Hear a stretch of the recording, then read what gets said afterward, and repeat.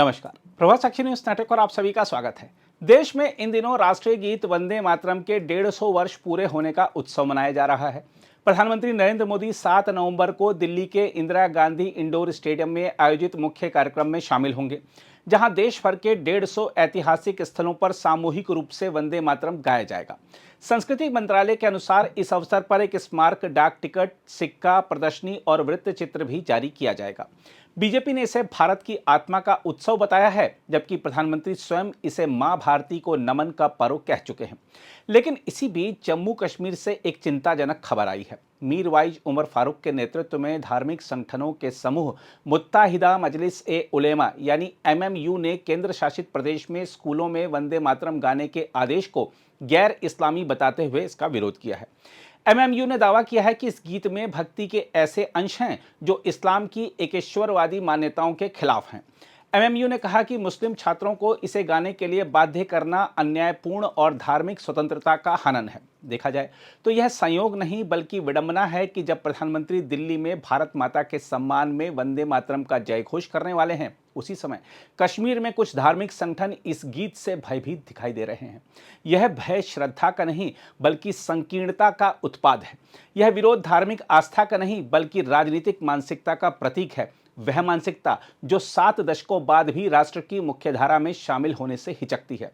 बंकिम चंद्र चट्टोपाध्याय ने जब 1875 में वंदे मातरम लिखा था, तब यह सिर्फ एक कविता नहीं थी, यह पराधीन भारत की आत्मा की पुकार थी। स्वाधीनता संग्राम के हर मोर्चे पर यह गीत भारतवासियों के होठों पर था।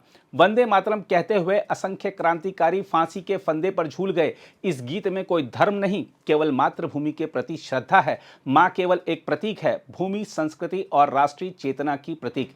इस गीत को 1950 में राष्ट्रीय गीत का दर्जा इसलिए मिला क्योंकि यह किसी मजहब का नहीं बल्कि भारत का है।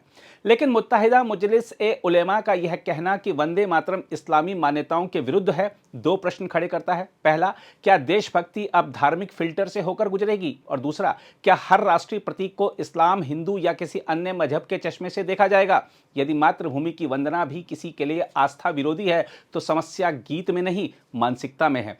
देश में करोड़ों मुसलमान हैं जिन्होंने स्वतंत्रता आंदोलन में बढ़ चढ़कर हिस्सा लिया, वंदे मातरम गाया, तिरंगे में लिपटकर शहीद हुए। उनमें से किसी ने अपनी आस्था को इस गीत से खतरा नहीं माना। फिर आज कुछ स्वयंभू धर्म निरक्षक इस विरोध का झंडा क्यों उठा रहे हैं? क्योंकि यह विरोध केवल धार्मिक नहीं, राजनीतिक है। यह अलगाव के एजेंडे को हवा देने का प्रयास है जो कश्मीर की शांति और एकता के विरुद्ध है। देखा जाए तो भारत का संविधान प्रत्येक नागरिक को अपने धर्म का पालन करने की स्वतंत्रता देता है, परंतु यह स्वतंत्रता राष्ट्र विरोध या राष्ट्रीय प्रतीकों के अपमान की स्वतंत्रता नहीं है। जब कोई संगठन कहता है कि वंदे मातरम गाना गैर इस्लामी है, तो वह परोक्ष रूप से यह कह रहा होता है कि मातृभूमि के प्रति समर्पण का कोई धार्मिक आधार नहीं होना चाहिए। पर भारत में धर्म से ऊपर देश है और देश की एकता का सम्मान करना हर नागरिक का संवैधानिक कर्तव्य है। वंदे मातरम के विरोध में दी गई दलीलें न केवल तार्किक रूप से खोखली हैं बल्कि राजनीतिक रूप से प्रेरित भी लगती हैं। यह वही मानसिकता है जो तिरंगे में रंग ढूंढती है, राष्ट्रगान में धर्म ढूंढती है और अब वंदे मातरम में मजहबी खतरा खोज रही है। जब प्रधानमंत्री नरेंद्र मोदी स्वयं वंदे मातरम के 150 वर्ष पूरे होने के समारोह का नेतृत्व कर रहे हैं, तो यह देश के लिए एक प्रतीकात्मक संदेश है कि राष्ट्र गौरव किसी पार्टी का नहीं, सबका है। कश्मीर के धार्मिक नेताओं को यह समझना चाहिए कि वंदे मातरम भारत की एकता का सूत्रधार है। कश्मीर वह भूमि है जहां ललदेद और शेख नूरुद्दीन जैसे संतों ने मिलजुल कर मानवीयता का संदेश दिया। यदि आज वहीं से राष्ट्रगीत के विरोध की आवाज उठती है तो यह उस गंगा जमनी परंपरा के लिए भी अपमान है।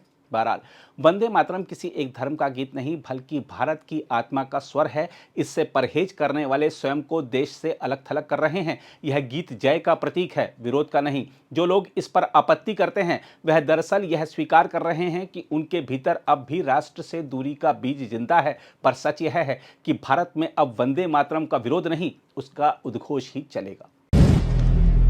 अगर आप भी लेना चाहते हैं देश दुनिया की तमाम जानकारी तो आज ही सब्सक्राइब करें हमारे चैनल को।